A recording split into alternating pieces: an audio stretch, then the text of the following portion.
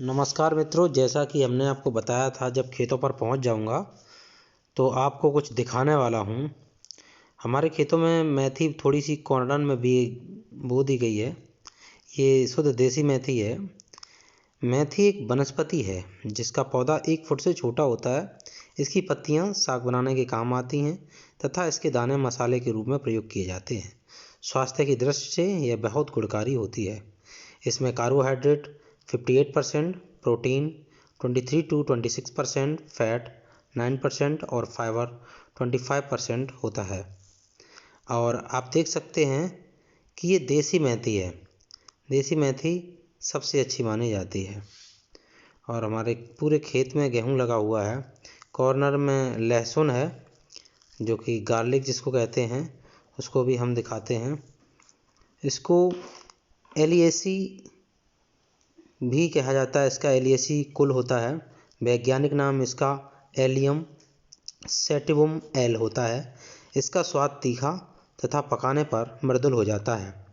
इसका उपयोग खाने तथा औषधियों के रूप में किया जाता है। इसका इस्तेमाल गले तथा पेट संबंधी बीमारियों में होता है। लहसुन सर्वाधिक चीन में उत्पादित किया जाता है, इसके बाद भारत में। इसमें प्रोटीन, एंजाइम तथा विटामिन बी, सैपोनिन, क्लोवोनाइड आदि पदार्थ पाए जाते हैं। इसका तीखापन मैं आपको बता दूं, ये सबसे डिफरेंट चीज़ होती है जो एक अपनी पहचान दिलाती है लहसुन की। और चीन के बाद आपको मैं ये भी बताना चाहूँगा कि जो गेहूं है वो भी चीन के बाद भारत में ही सबसे ज़्यादा होता है। जो गेहूं है उसका वैज्ञानिक नाम ट्रिटिकम एस्टिवम होता है। इसकी खेती विश्व भर में की जाती है। गेहूं के दानों को पीसकर आटा बनाया जाता है तथा इस आटे से ब्रेड, कुकीज, केक, दलिया, पास्ता, रस, सेवई, नूडल आदि बनाए जाते हैं। गेहूं का किण्वन बनकर बियर, शराब, वोदका और जैव ईंधन बनाया जाता है। गेहूं के दलिए को पशुओं के चारे में मिलाकर खिलाया जाता है। इसके भूसे को पशुओं के चारे में तथा छत, छप्पर के निर्माण में इस्तेमाल किया जाता है। गेहूं में पाए जाने वाले एक प्रोटीन ग्लूटेन के कारण विश्व का 100 से 200 लोगों में से एक व्यक्ति पेट के रोग से ग्रस्त है।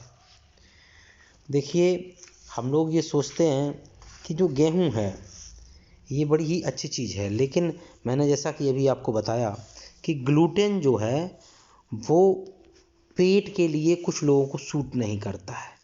आपने देखा होगा कि लोगों का पेट निकल आता है, मोटापा बढ़ जाता है, चर्बी बढ़ जाती है। उसका सीधा कारण ये है कि ग्लूटेन जो प्रोटीन है वो कुछ लोगों को सूट नहीं करता है, जिस कारण से लोगों का पेट निकल आता है, मोटापा इतना ज़्यादा बढ़ जाता है जो कि लोगों को चलने फिरने में और घूमने में तक दिक्कत होती है। गेहूं की कई प्रजातियां होती हैं। यहाँ कॉर्नर पर हमारा एक नींबू का वृक्ष भी खड़ा हुआ है, वो भी हम आपको दिखाएंगे। खेतों पर एक मेरा नींबू का वृक्ष है और दूसरा ये देखिए नींबू है, और ये बगल में उसके नींबू के जस्ट बगल में करौंदा का पेड़ है। अब आप लोग उसको क्या कहते हैं, खट्टा फल आता है इसमें छोटा सा, और ये भी स्वाद में बहुत अच्छा है। ये देखिए इसकी काफ़ी पत्तियां जो हैं बड़ी होती हैं, और बहुत बड़ी नहीं होती हैं, लेकिन नींबू से थोड़ी छोटी होती हैं, पर चिकनी पत्तियां होती हैं इसकी। इसके बाद मैं आपको चलता हूँ आगे, कुछ और चीज़ें दिखाता हूँ। बगल में आप देखेंगे यहाँ सरसों की खेती है। सरसों हमारे देश में रबी की फसल इसे कहते हैं। यह एक बहुत महत्वपूर्ण फसलों में एक है। माना जाता है राजस्थान, पंजाब, हरियाणा, उत्तर प्रदेश जैसे कई राज्यों में इसकी खेती बड़े पैमाने पर की जाती है। इसके बीजों में से तेल की मात्रा करीबन 30 से 38% तक होती है। इसका वैज्ञानिक नाम ब्रेसिका कंप्रेस्टिक है उपजाति के आधार पर इसके बीज काले व पीले रंग के होते हैं। आप लोगों ने भी देखा होगा कि पीले रंग की जो सरसों होती है, कुछ लोगों का मानना ये होता है कि उसमें तेल ज़्यादा निकलता है, लेकिन खाने में और सेहत के लिए काले कलर का जो बीज निकलता है सरसों में, वह ज़्यादा अच्छा माना जाता है। हमारी आँखों के लिए भी अच्छा है और हमारे हाथ पैर में लगाने के लिए भी सबसे ज़्यादा उचित माना जाता है। देखिए, जो पीली सरसों का बीज है उसे ज़्यादातर मसालों में प्रयोग किया जाता है। घर में भी लोग खाने पीने के लिए प्रयोग करते हैं। हमने सोचा था कि क्यों ना हम आप सबके साथ रह के कुछ ना कुछ आपको जानकारी देते रहें। आप हमसे जुड़े रहेंगे तो हम आपको कुछ ना कुछ जानकारी देते ही रहेंगे। देखिए, हम लोग कितना कोशिश करते हैं कि गेहूं की फसल जो है समय से हो जाए, धान की फसल समय से हो जाए, लेकिन कहा जाता है कि कुछ कुछ ऐसी चीज़ें घटित होती रहती हैं जिसके कारण से हम लोगों की फसल जो है उतनी अच्छी नहीं हो पाती, और अगर हो भी जाती है तो इस समय सबसे बड़ा और सबसे परेशानी का कारण ये है कि गायें इतनी ज़्यादा हैं कि यदि उनकी देख रेख ना की जाए तो शायद खेतों में ये जो मैं आपको दिखा रहा हूँ वो देखने को भी ना मिले। इसके बावजूद भी हम लोगों ने अपने खेतों की चार दीवारी नहीं करवाई और उसको बंधनबारी नहीं करवाई। मेरा हमेशा ये विचार रहता है कि जानवरों से जो भी व्यवहार होता है वो उचित व्यवहार करना चाहिए, लेकिन इसके बावजूद भी देखिए मेरा जो गेहूं है बिल्कुल जानवरों ने खा लिया है, ख़त्म कर दिया है। कितना रखाएंगे, कितना देख रेख करेंगे, कितना बचाव करेंगे। ऐसी सरकार आई है, इसने जानवरों को खुला रहने के लिए आदेश दिए हुए हैं। ज़्यादा जानवरों को बांधने से अभी ये भी समस्या है, उनमें जो रोग चल रहा है उस कारण से लोग गायों को बांधते भी नहीं हैं।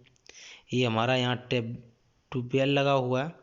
ट्यूबवेल में देखिए मेरे स्वर्गीय दादाजी जी का नाम पड़ा हुआ है और ट्यूबवेल की डेट पड़ी हुई है, ये कब हम लोगों ने इसकी स्थापना की थी, कब ये चालू किया गया था।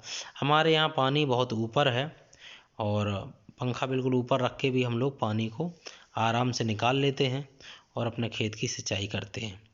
ये अर्जुन का वृक्ष है। अर्जुन का वृक्ष जो है, अर्जुन की छाल कई चीज़ों के काम आती है, और बाकी ये आम के दो वृक्ष हैं, ये एक नीम का वृक्ष है और नीम के वृक्ष के नीचे ये एक बरगद का वृक्ष भी है। तो हमारे यहाँ जो भी हमने पौधे खड़े किए हैं ये कहीं ना कहीं से बहुत ज़्यादा उपयोगी हैं। हमारा मानना ये है कि औषधियाँ यदि आपके आसपास रहेंगी तो आपके जीवन में आने वाली समस्याओं का हल आसानी से मिल जाएगा। इसलिए ये सारी चीज़ों को हम लोगों ने लगा के रखा है और हमारा ये विचार रहता है कि हम अपनी तरफ से भी कोई गलती ना करें और दूसरों से भी अगर हो तो उसकी मदद करें।